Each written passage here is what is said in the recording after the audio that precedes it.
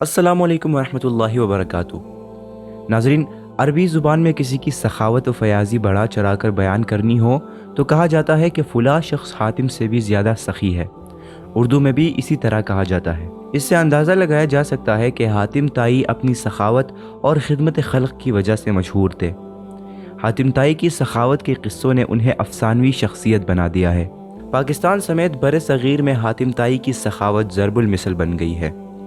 پاکستان اور انڈیا میں ان کی شخصیت پر فلمیں اور ڈرامے بنے اور کتابیں لکھی گئی۔ حاتم طائی کے بارے میں بہت سی ایسی باتیں ہیں جن سے عوام الناس واقف نہیں ہے۔ ہم آج کی اس ویڈیو میں حاتم طائی کے متعلق مکمل تفصیل جانیں گے کہ وہ کون تھا، اس کا تعلق کس قبیلے سے تھا، اس کی وفات کب اور کیسے ہوئی۔ اس کے علاوہ یہ بھی جانیں گے کہ نبی کریم صلی اللہ علیہ وسلم نے حاتم طائی کے بیٹی کے ساتھ کیا معاملہ کیا اور حاتم طائی کے بارے میں کیا فرمایا، اور حاتم طائی کے بیٹے عدی بن حاتم کے قبول اسلام کے متعلق بھی ہم بات کریں گے۔ بسم اللہ الرحمن الرحیم۔ ناظرین، عرب میں اسلام سے پہلے جہاں ہر طرف برائیاں ہی برائیاں تھی، وہاں کچھ اچھے لوگ بھی تھے، جن میں سے ایک حاتم طائی بھی تھا۔ حاتم طائی کے بارے میں بے شمار کہانیاں بیان کی گئی ہیں، جن میں سے اگر مبالغہ نکال دیا جائے تو پھر بھی حقیقت یہی ہے کہ حاتم کی سخاوت ضرب المثل ہے۔ اسلام میں حضرت عثمان رضی اللہ تعالی عنہ کی سخاوت مثالی ہے۔ ان کے بارے میں بے شمار واقعات مشہور ہیں۔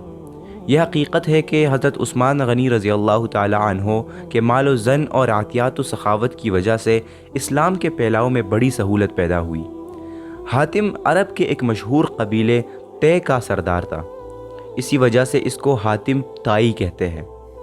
حاتم طائی کی امتیازی خصوصیات اس کی سخاوت تھی، لیکن یہ بات بھی بہت کم لوگوں کو معلوم ہے کہ حاتم طائی کے آبائی علاقہ سعودی عرب میں ہے۔ حاتم طائی اپنے قبیلے طے کا سردار اور ایک اچھا شاعر بھی تھا۔ حاتم ابن عبداللہ بن سعد بن احزم بن ابی احزم الطائی کا والد بچپن ہی میں فوت ہو گیا تھا۔ اس کی ماں نے اس کی پرورش کی۔ وہ بہت ہی دولت مند خاتون تھی اور نہایت فیاض بھی تھی۔ اپنے تمام ملکیتی چیزیں سخاوت کر دیتی تھی۔ ایک دفعہ اس کے بھائیوں نے اس کا تمام مال روک لیا اور اسے 1 سال تک قید رکھا۔ انہوں نے یہ سوچا کہ اسے فاقے کا مزہ چکھائے اور مال و دولت کی قدر و قیمت بتائیں۔ جب اسے چھوڑا تو اس کے مال میں سے تھوڑا سا حصہ دیا۔ اتنے میں بنو حوازن کی ایک تنگ دست خاتون اس کے پاس فریاد لے کر آئی تو اس نے وہ سارا مال اسے دے دیا۔ کہنے لگی کہ جب میں نے بھوکا رہ کر اس کی تکلیف دیکھی ہے، اس وقت سے میں نے قسم کھا لی ہے کہ کسی سائل سے کوئی چیز نہ چھپاؤں گی۔ اس سخی ماں نے حاتم کی تربیت کی اور اس عادت کا اسے وارث بنایا اور اسے سخاوت کا دودھ پلایا۔ وہ جوان ہو کر بڑا سخی بنا۔ وہ سخاوت ہی سے دل بہلاتا اور اس میں اس قدر مبالغہ کرنے لگا کہ جنون کی حد تک پہنچ گیا۔ یہ اپنے دادا کے پاس رہتا تھا، چھوٹی سی عمر تھی، کانا لے کر باہر نکل جاتا۔ اگر کوئی کانے والا ساتھ مل جاتا تو ساتھ مل کر کھا لیتا، ورنہ اپنا کانا پھینک آتا۔ حاتم کا دادا سخاوت کو ناپسند کرتا تھا، چنانچہ دادا نے اسے اونٹوں کی نگرانی پر لگا دیا۔ ایک دن عبید بن العبرس، بشیر بن ابی حازم اور نابغہ زبانی نعمان کے پاس جاتے ہوئے اس کے پاس سے گزرے اور اس سے مہمانی کا مطالبہ کیا۔ اس نے ہر ایک کے لیے 1 اونٹ ذبح کیا، حالانکہ وہ انہیں جانتا بھی نہیں تھا۔ جب انہوں نے اپنے نام بتائے تو سارے اونٹ ان میں تقسیم کر دیے۔ وہ تقریباً 300 اونٹ تھے اور خوشی خوشی گھر آیا اور دادا کو مبارکباد دی۔ کہنے لگا، میں نے دائمی عزت و مجد کا ہار آپ کے گلے میں ڈال دیا۔ پھر جو کچھ ہوا وہ پورا قصہ سنایا۔ دادا نے یہ معاملہ سن کر کہا، اب تو میرے ساتھ نہیں رہ سکتا۔ حاتم نے کہا، مجھے اس کی کوئی پرواہ نہیں، پھر یہ اشعار کہے، میں تنگ دستی و ناداری میں لوگوں سے اجتناب کرتا ہوں اور مالداری کی حالت میں ان کے ساتھ مل جل کر رہتا ہوں اور اپنے سے غیر اہم شکل ترک کر دیتا ہوں۔ میں اپنے مال کو اپنی عزت و آبرو کے لیے ڈال بنا لیتا ہوں اور جو بچ رہتا ہے مجھے اس کا کوئی نقصان نہیں۔ کے ساتھ دادا اپنے اہل و عیال کو لے کر چلا گیا۔ مجھے گھر تنہا چھوڑ دیا کہ میرے ساتھ میرے گھر والے نہیں ہیں۔ حاتم کی سخاوت کے چرچے گھر گھر عام ہو گئے اور اس کی سخاوت و فیاضی کی داستانیں ضرب المثل بن گئی۔ ابن عربی کے مطابق حاتم ہر میدان میں کامیاب ہوتا، جب جنگ کرتا تو وہ غالب آ جاتا، جب وہ مقابلہ کرتا تو سبقت لے جاتا، جب وہ جوا کھیلتا تو وہی جیتتا۔ جب ماہ رجب کا چاند نظر آتا، زمانے جاہلیت میں خاندان مجر رجب کے مہینے کو بہت باعزت اور محترم گردانتے تھے۔ حاتم طائی ہر روز 10 اونٹ ذبح کرتا اور لوگوں کو کھانا کھلاتا اور لوگ اس کے پاس جمع ہو جاتے۔ حاتم نے نوار نامی عورت سے شادی کی، پھر یمن کے بادشاہ کی بیٹی معاویہ بنت افرس سے نکاح کیا۔ ان دونوں بیویوں سے اس کے 3 بچے عبداللہ، صفانہ اور عادی پیدا ہوئے۔ ناظرین، جیسا کہ ہم تذکرہ کر چکے ہیں کہ حاتم طائی اپنے سخاوت اور خدمت خلق کی وجہ سے مشہور تھا۔ اس کی سخاوت کے چرچے دور دور تک پھیلے ہوئے تھے۔ اس زمانے میں عرب کا حاکم نوفل تھا۔ نوفل نے جب دیکھا کہ ہر طرف حاتم ہی کے چرچے ہیں، ہر کوئی اس کی نیکی اچھائی کے گن گاتا ہے، ہر ضرورت مند مدد کے لیے حاتم ہی کے پاس جاتا ہے، تو وہ حاتم کا دشمن بن گیا۔ دشمنی کی وجہ صرف یہ تھی کہ بادشاہ کے بجائے ہر کوئی حاتم کی تعریف کرتا اور حاتم کی سخاوت کے قصے بیان کرتا۔ وہ حاتم سے جلتا تھا کہ بادشاہ ہوتے ہوئے بھی حاتم کی شہرت اس سے زیادہ ہے۔ بادشاہ نے حسد کا شکار ہو کر حاتم کو ختم کرنے کا پروگرام بنایا اور اس نے اپنی فوج کے ساتھ حاتم کے علاقے پر حملہ کر دیا۔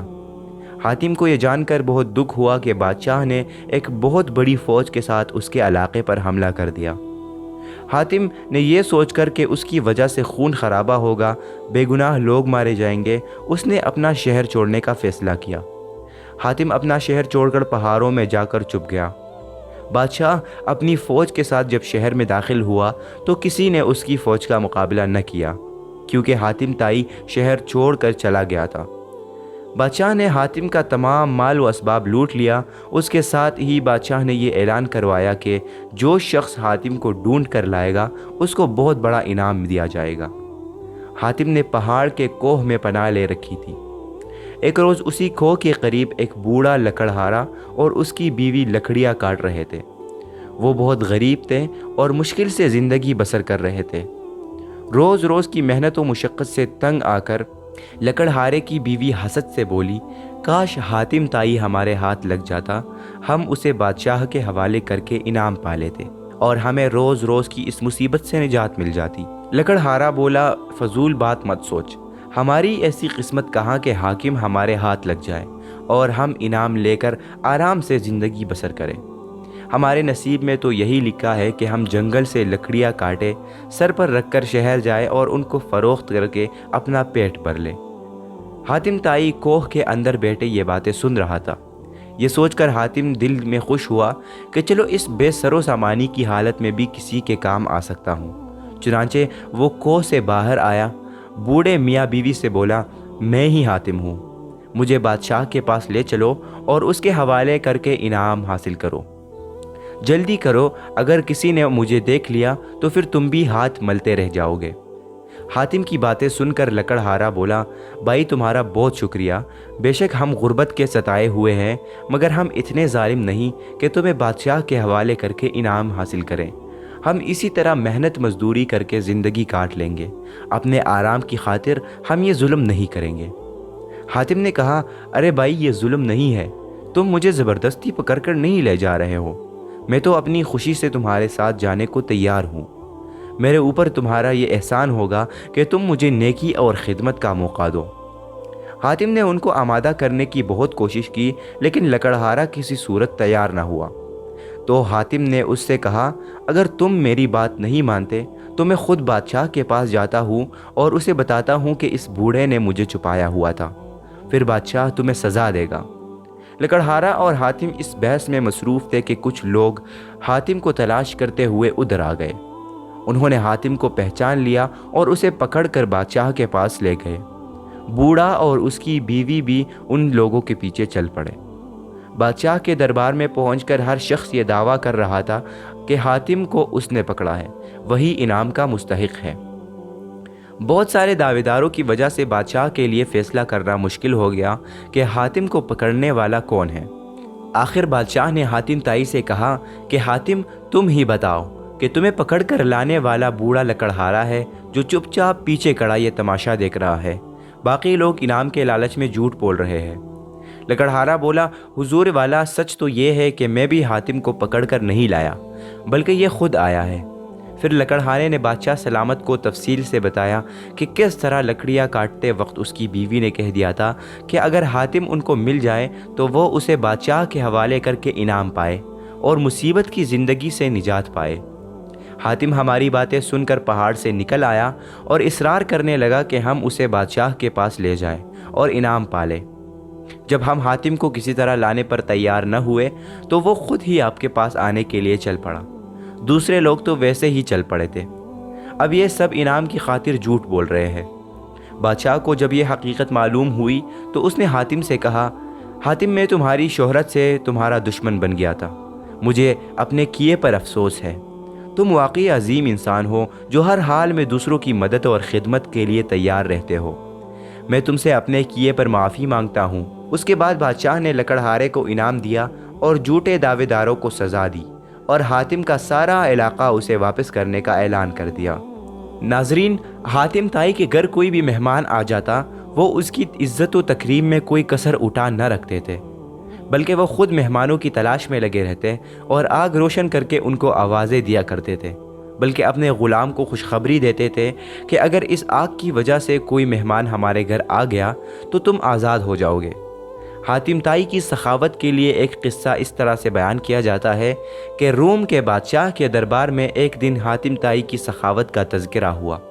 بادشاہ کو ایک شخص نے بتایا کہ حاتم طائی کے پاس عمدہ نسل کا ایک گھوڑا ہے، خوبصورت اتنا ہے کہ جو بھی دیکھتا ہے اس کی تعریف کیے بغیر نہیں رہتا۔ پھر حاتم طائی کی تعریف کی۔ حاتم طائی کی تعریف سن کر بادشاہ نے کہا، جب تک کسی آدمی کو آزمایا نہ جائے اس وقت تک اس کے بارے میں کوئی رائے قائم کرنا عقل کے خلاف ہے۔ بادشاہ نے وزیر سے کہا، جاؤ اور حاتم طائی کے سخاوت کے بارے میں ہمیں معلومات فراہم کرو اور اس سے کوئی ایسی چیز طلب کرو جو اس کی نظر میں سب سے زیادہ قیمتی ہو۔ ایک درباری نے کہا، حاتم کے لیے سب سے زیادہ عزیز اور سب سے قیمتی چیز ایک تیز رفتار گھوڑا ہے۔ بادشاہ کو درباری کی یہ بات پسند آئی اور اس نے وزیر سے کہا، تم حاتم طائی کے پاس جاؤ اور اس سے اس کا گھوڑا مانگو۔ اگر وہ گھوڑے کا ایثار کر دیتا ہے تو حاتم یقیناً سخی ہے۔ وزیر اور بادشاہ کے درباری منزل طے کرتے ہوئے رات کے وقت حاتم طائی کے گھر پہنچے۔ جس وقت یہ لوگ وہاں پہنچے موسلا دھار بارش ہو رہی تھی۔ گپت اندھیرے میں بادلوں کی گرج چمک ماحول کو خوفناک بنا رہی تھی۔ ایسے خراب موسم میں گھر سے نکلنا بھی ممکن نہیں تھا۔ مہمانوں کے کھانے کا انتظام کرنا مشکل تھا، لیکن حاتم طائی نے میزبانی کا حق ادا کیا اور مہمانوں کی تواضع اور آرام و آسائش کا پورا انتظام کر دیا۔ دسترخوان پر لذیذ بھنا ہوا گوشت کھا کر مہمان خوش ہوئے۔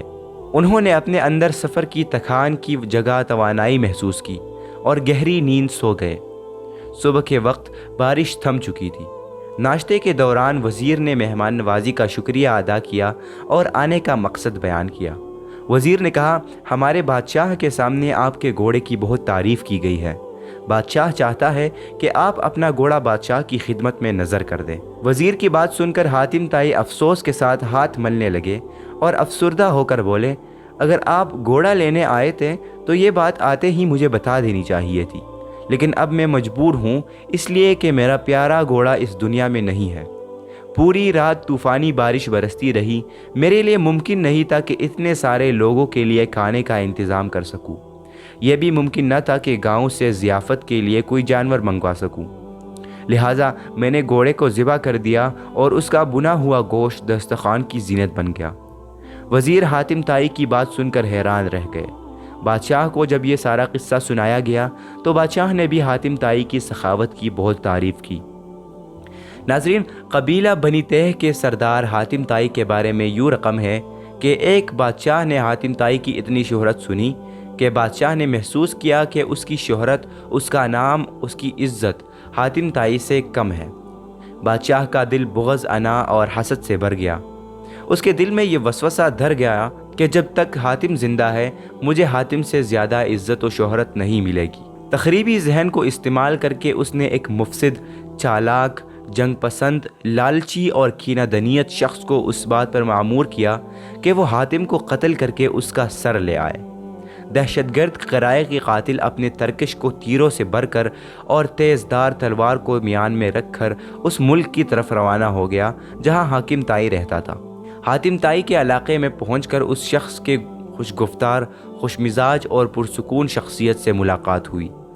یہ شخص قرائے کے قاتل کو مسافر سمجھ کر اپنے گھر لے گیا اور ایسی پیار اور خلوص سے اس کی تواضع کی کہ قرائے کا قاتل اس کا گرویدہ ہو گیا۔ دوسرے دن مہمان نے جب رخصت ہونا چاہا تو میزبان نے اصرار کیا کہ مہمان ابھی چند روز اور قیام کرے اور مزید خدمت کرنے کا موقع دے۔ قرائے کے قاتل کے دل میں میزبان کی تکریم اور بڑھ گئی۔ اس نے کہا، مجھے ایک ضروری کام درپیش ہے، اس لیے میں زیادہ دن ٹھہر نہیں سکتا۔ میزبان نے کہا، آپ مجھے وہ کام بتا دیں، شاید میں آپ کی کچھ مدد کر سکوں۔ قرائے کے قاتل نے رازداری سے کہا کہ بادشاہ نے مجھے حاتم طائی کو قتل کرنے کا حکم دیا ہے، اس کے سر پر بڑا انعام مقرر کر دیا ہے۔ اگر آپ حاتم طائی کو جانتے ہیں تو مجھے اس کا پتہ بتا دیں۔ یہ سن کر میزبان مسکرایا اور خندہ پیشانی کے ساتھ ہنس کر بولا، میں ہی حاتم طائی ہوں، آپ اپنا کام شوق سے پورا کر سکتے ہیں، کیونکہ اگر یہ کام اس وقت نہ ہوا تو لوگ مزاحمت کریں گے اور آپ انعام سے محروم رہ جائیں گے۔ حاتم کی یہ بات سن کر قرائے کا قاتل دہشت گرد اپنے میزبان کے پیروں میں گر پڑا اور اس نے اپنی تلوار اور تیروں سے بھرا ہوا ترکش پھینک دیا اور کہنے لگا، ایسے معزز سردار کے جسم پر پھول مارنا بھی گناہ ہے۔ ناظرین، سخاوت اللہ سبحانہ و تعالیٰ اور اس کے رسول صلی اللہ علیہ وسلم کو بہت پسند ہے۔ سورہ محمد میں فرمایا گیا ہے، تم اگر اللہ کی راہ میں خرچ نہیں کرو گے اور بخل سے کام لوگے تو وہ تمہاری جگہ کسی اور قوم کو لے آئے گا۔ اللہ سبحانہ و تعالیٰ کے نزدیک بخل کا نتیجہ اشخاص اور اقوام دونوں ہی کے لیے تباہی ہے۔ کشف المحجوب میں حضرت علی حجویری لکھتے ہیں کہ حضور اکرم صلی اللہ علیہ وسلم نے فرمایا، سخی آدمی بہشت سے قریب اور دوزخ سے دور ہے، اور بخیل آدمی دوزخ کے نزدیک اور بہشت سے دور ہے۔ امام غزالی رحمہ اللہ فرماتے ہیں کہ حضور اکرم صلی اللہ علیہ وسلم کا ارشاد ہے، دو اخلاق ایسے ہیں جو اللہ کو پسند ہے، ان میں سے ایک سخاوت ہے اور دوسرا نیک خلقی۔ اللہ سبحانہ و تعالیٰ کے اسماء حسنہ میں ایک غنی ہے، اور اس سے مراد یہ ہے کہ وہ بے نیاز، بے پرواہ اور غیر محتاج ہے۔ یہ دوسرے معنی میں صمد ہے۔ ناظرین، تاریخ میں حاتم طائی کا ایک واقعہ بہت مشہور ہے۔ کسی نے حاتم طائی سے پوچھا، کیا کبھی ایسا ہوا ہے کہ کوئی شخص جود و سخا میں آپ پر سبقت لے گیا ہو؟ حاتم طائی نے جواب دیا، ہاں، ایک مرتبہ مجھے قبیلہ تہ کے ایک یتیم گھر ٹھہرنے کا موقع ملا۔ اس کے پاس 10 بکریاں تھیں۔ اس نے میری مہمانی کی خاطر ایک بکری ذبح کی اور دسترخوان پر میرے آگے اس کا مغز پیش کیا۔ مجھے وہ مغز بہت لذیذ لگا اور میں نے کھاتے ہی کہا، واللہ یہ کس قدر لذیذ ہے۔ یتیم لڑکے نے جب میری زبان سے یہ لفظ سنا تو اس نے ایک ایک کر کے ساری بکریوں کو ذبح کر کے ان کا مغز میرے آگے پیش کر دیا۔ مجھے اس کا علم نہیں تھا کہ میری خاطر اس نے اپنی ساری بکریاں ذبح کر دی ہے۔ جب میں واپسی کے لیے اس کے گھر سے نکلا تو میری نگاہ گھر کے ارد گرد پہلے خون پر پڑی۔ میں نے اس یتیم سے مخاطب ہو کر کہا، تم نے ان ساری بکریوں کو کیوں ذبح کر ڈالا؟ وہ کہنے لگا، سبحان اللہ، آپ جیسے میرے مہمان کو کوئی ایسی چیز اچھی لگے جو میرے قبضے میں ہو اور میں بخل سے کام لے کر آپ سے اسے روک رکھوں، یہ تو عربوں کی شان میں گستاخی اور عیب ہوگا۔ حاتم طائی سے پوچھا گیا، پھر آپ نے بطور عوض اس یتیم لڑکے کو کیا دیا؟ حاتم طائی نے کہا، میں نے اس کو 300 سرخ اونٹیاں اور 500 بکریاں دی۔ حاتم طائی سے کہا گیا کہ پھر تو آپ بڑے سخی ہوئے۔ انہوں نے جواب دیا کہ نہیں، وہ مجھ سے زیادہ سخی ہے، کیونکہ اس نے اپنا سب کچھ لٹا کر سخاوت دی، جبکہ میں نے تو اپنے بہت سے مال میں سے تھوڑا سا خرچ کر کے سخاوت کی۔ ناظرین، حاتم طائی کی جود و سخا کا ایک واقعہ خود اس کی بیوی معاویہ نے بیان کیا ہے کہ ایک مرتبہ ایسی قید سالی واقع ہوئی کہ اونٹ، گائے، بکری سبھی ہلاک ہو گئے، اور ایک رات تو ہم نے بھوک کے ساتھ گزاری۔ بس حاکم نے اپنے لڑکے عادی اور میں نے حاتم کی لڑکی صفانہ کو بہلانا شروع کیا، یہاں تک کہ وہ دونوں بھوکے سو گئے۔ پھر حاتم نے باتوں باتوں میں مجھے بہلانا شروع کیا تاکہ میں بھی سو جاؤں۔ حاتم کی بے قراری اور رنجش دیکھ کر مجھے بہت ترس آیا اور میں خاموش ہو گئی تاکہ وہ بھی سو جائیں۔ چنانچہ حاتم نے مجھے کئی بار کہا، سو گئی؟ میں نے جواب نہیں دیا۔ بس وہ خاموش ہو گیا۔ کچھ دیر بعد خیمے کے سامنے سے کوئی آتا ہوا نظر آیا۔ حاتم نے نظر اٹھا کر دیکھا کہ ایک عورت ہے جو یہ کہہ رہی ہے کہ ابو سفیانہ، میں تیرے پاس بھوکے پیاسے بچوں کو چھوڑ کر آئی ہوں۔ حاتم نے کہا، اپنے بچوں کو میرے پاس لے آ، باخدا میں ان کو سیر کر دوں گا۔ حاتم کی بیوی کہتی ہے کہ میں نے فوراً اٹھ کر کہا، حاتم کس چیز کے ساتھ سیر کرے گا جبکہ خود تیرے بچے بھوک کی وجہ سے بنا بہلائے نہیں سوئے؟ بس حاتم نے اٹھ کر اپنے گھوڑے کو ذبح کر ڈالا اور آگ روشن کر کے اس عورت کو ایک چھری دے کر کہا، اس گوشت کو بھون کر تو بھی کھا اور اپنے بچوں کو بھی کھلانا، اور مجھے کہا تو اپنے بچوں کو جگا دے۔ میں نے بچوں کو بیدار کیا۔ حاتم نے کہا، خدا کی قسم یہ بڑی کمینگی ہے کہ تم لوگ کھاتے رہو اور اہل محلہ کی حالت بھوک کی وجہ سے تم جیسی ہو۔ بس حاتم نے محلے میں گھر گھر جا کر اعلان کر دیا، علیکم النار، علیکم النار۔ اہل محلہ سب جمع ہو گئے اور سب نے پیٹ بھر کر کھانا کھا لیا، مگر حاتم چادر میں لپٹ کر ایک کونے میں بیٹھا رہا اور ایک بوٹی تک نہ چکھی، یہاں تک کہ گھوڑے کا گوشت سب ختم ہو گیا۔ ناظرین، اگر حاتم طائی کی شاعری کی بات کی جائے تو یقیناً زبان دل کی ترجمان ہوتی ہے اور شاعری احساسات کا آئینہ ہوتی ہے۔ مذکورہ تفصیل میں حاتم کے جو اخلاق و عادات کا ذکر کیا ہے وہی اس کی شاعری میں اثر انداز اور رواں دواں نظر آتے ہیں۔ اس کے الفاظ آسان و نرم، اس کا اسلوب پختہ و محکم، اور اس کا موضع اعلیٰ اور برتر ہے، جس کی مثال بدوی شعراء میں بھی نہیں ملتی۔ اس کا مجموعہ کلام دیوان کی شکل میں لندن اور بیروت سے شائع ہو چکا ہے۔ ناظرین، اگر حاتم طائی کی وفات کا تذکرہ کیا جائے تو 578 عیسوی میں اس دار فانی سے رخصت ہو گیا، اور ہمارے سید و مولا حضرت محمد مصطفیٰ صلی اللہ علیہ وسلم کے دعوی نبوت سے 33 سال قبل حاتم طائی فوت ہو گیا، اور رسول اللہ صلی اللہ علیہ وسلم کا زمانہ نہ پا سکا۔ اگر وہ زندہ رہتا تو دیکھتا کہ اس شاہ عرب کے جود و سخا کی بارش کیسے ایک علاقے پر نہیں بلکہ ساری دنیا اور مذہب و ملت کے لیے تھی، کہ وہ رحمت للعالمین بن کر آئے تھے، اور ان کی سخاوت اپنا نام روشن کرنے کے لیے نہیں بلکہ محض اللہ سبحانہ و تعالی اور ہمدردی خلق کی خاطر عام تھی، کہ خود حاتم کا خاندان بھی اس سے محروم نہ رہا، کہ عرب کے اس مشہور سخی کے خاندان پر بھی رسول اللہ صلی اللہ علیہ وسلم کے بڑے احسان ہے۔ ناظرین، حاتم طائی کی وفات کے بعد اس کے قبیلے کی سلطنت کی ذمہ داری اس کے بیٹے عادی کو سونپ دی گئی، اور پورے قبیلے نے اپنی آمدنی کا چوتھا حصہ ان کے لیے مخصوص کر دیا اور ان کے حکمران بننے پر خوشی کا اظہار کیا۔ جب رسول اکرم صلی اللہ علیہ وسلم نے اعلانیہ طور پر اسلام کی دعوت پیش کی اور عرب جوق در جوق حلقہ بگوش اسلام میں ہونے لگے تو یہ صورتحال دیکھ کر عادی نے خطرہ محسوس کیا۔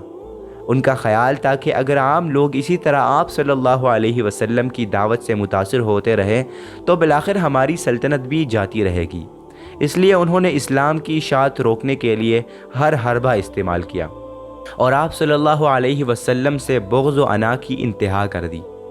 آپ صلی اللہ علیہ وسلم سے عداوت کا یہ سلسلہ 20 سال تک جاری رہا۔ سردار ہونے کی وجہ سے حضور نبی کریم صلی اللہ علیہ وسلم کا اقتدار ان کی آنکھوں میں کٹکتا تھا۔ ان کی سازش سے یمن کے قبیلے تہ نے بغاوت کی۔ حضرت علی رضی اللہ تعالی عنہ ان دنوں یمن کے گورنر تھے۔ انہوں نے بغاوت کو ختم کیا اور بغاوت کے لیڈروں کو گرفتار کر کے مدینہ بھیج دیا۔ ان میں عادی کی بہن صفانہ بنت حاتم بھی تھی۔ وہ بھی حضور نبی کریم صلی اللہ علیہ وسلم کے سامنے پیش ہوئی تو انہوں نے کہا کہ میں سخی حاتم طائی کی بیٹی ہوں، میرا باپ بھوکوں کا پیٹ بھرتا اور غریبوں پر رحم کرتا۔ حضور نبی کریم صلی اللہ علیہ وسلم نے فرمایا کہ تیرے باپ میں مسلمانوں کی سی خوبیاں تھی۔ عادی کی بہن نے آپ صلی اللہ علیہ وسلم سے پھر عرض کیا کہ میری آپ سے ایک درخواست ہے۔ آپ صلی اللہ علیہ وسلم اس کو قبول فرما کر مجھ کو شکریہ کا موقع دیجیے۔ حضور نبی کریم صلی اللہ علیہ وسلم نے فرمایا، وہ کیا ہے؟ عدی کی بہن نے کہا کہ میرے والد فوت ہو چکے ہیں، میرا محافظ یعنی میرا بھائی بھاگ گیا ہے، آپ مجھ پر احسان فرمائیے یعنی آزاد کر دے تو اللہ سبحانہ و تعالی آپ پر احسان فرمائے گا۔ میرا بھائی آپ کی فوج سے خوفزدہ ہو کر شام کے علاقے میں بھاگ گیا ہے، آپ مجھ کو اجازت دے کہ میں اس کو لے آؤں۔ آپ اس کے لیے ایک امن نامہ لکھ دیجئے۔ یہ سن کر حضور اکرم صلی اللہ علیہ وسلم چپ چاپ چلے گئے اور کچھ جواب نہ دیا۔ دوسرے روز پھر وہاں سے آپ صلی اللہ علیہ وسلم کا گزر ہوا تو پھر اس نے وہی درخواست دہرائی۔ آپ صلی اللہ علیہ وسلم نے فرمایا، تم جلدی کیوں کرتی ہو؟ جب تمہارے علاقے سے کوئی آئے گا جس پر تم کو اعتماد ہو، اس کے ساتھ چلی جانا۔ چند دن بعد ان کے رشتہ داروں میں سے چند اشخاص آ گئے۔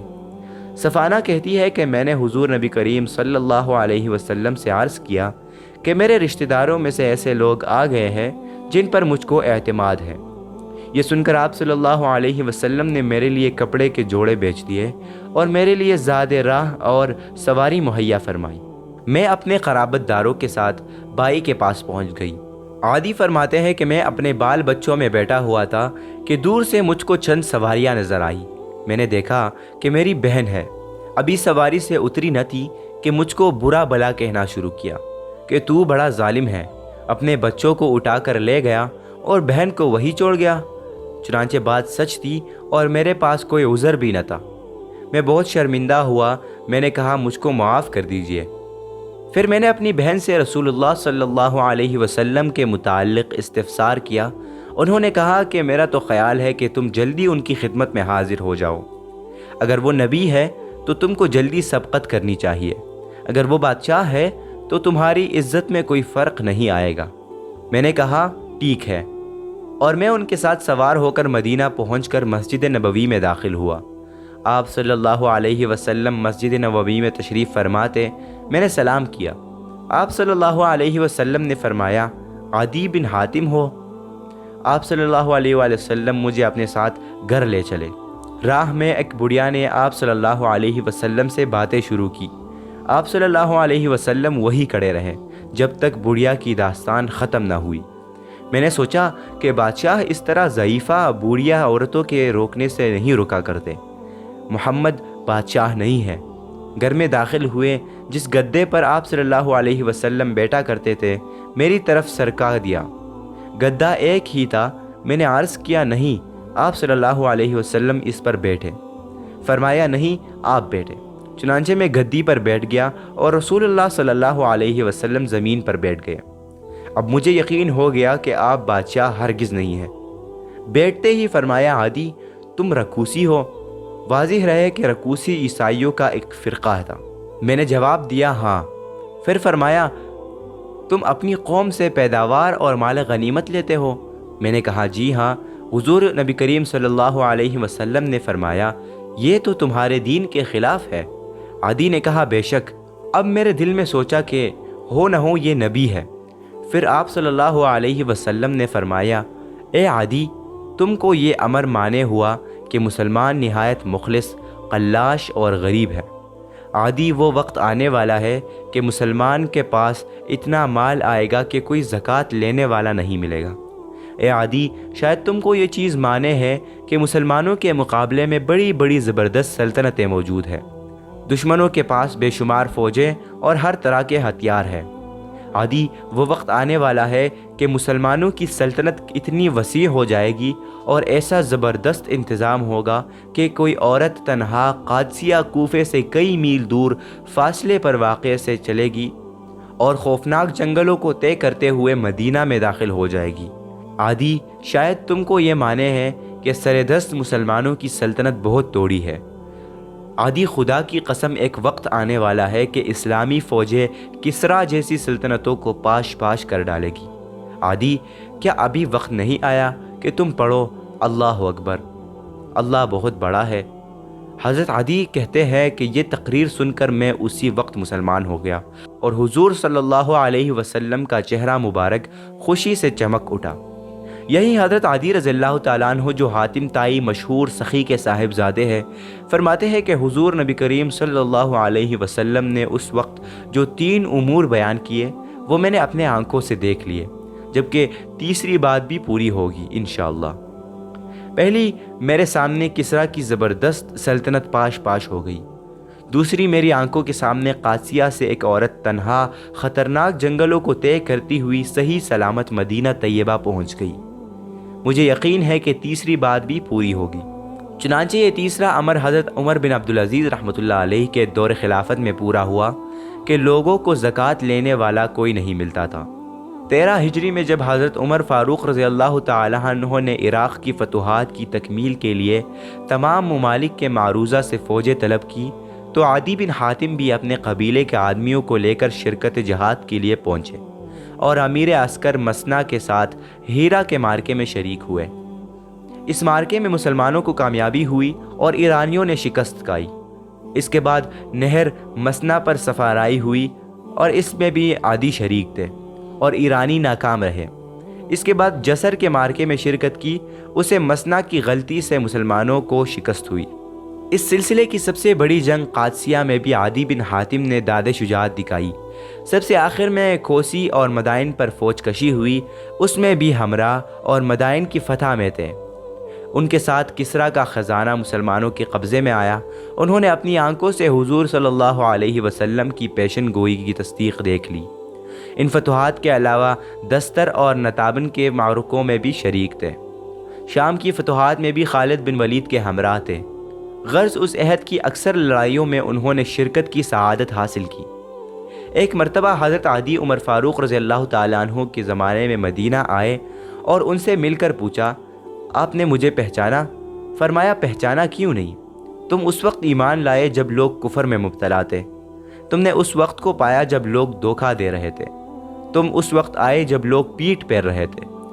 سب سے پہلا صدقہ جس نے رسول اللہ صلی اللہ علیہ وسلم کے اصحاب کے چہروں کو بشاشت کیا تھا، تمہارے قبیلے تہ کا تھا۔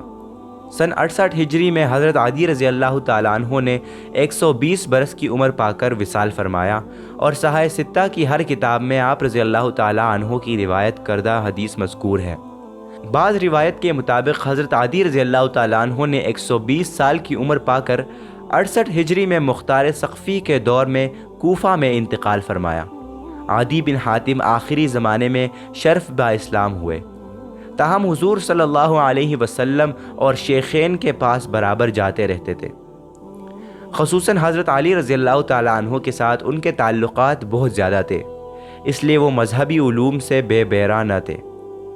ان کی 66 روایت حدیث کی کتابوں میں موجود ہے، ان میں سے 6 متفق علیہ ہے اور 3 امام بخاری اور 2 میں امام مسلم منفرد ہے۔ ناظرین، عدی بن حاتم اپنی قوم کا معزز سردار تھے۔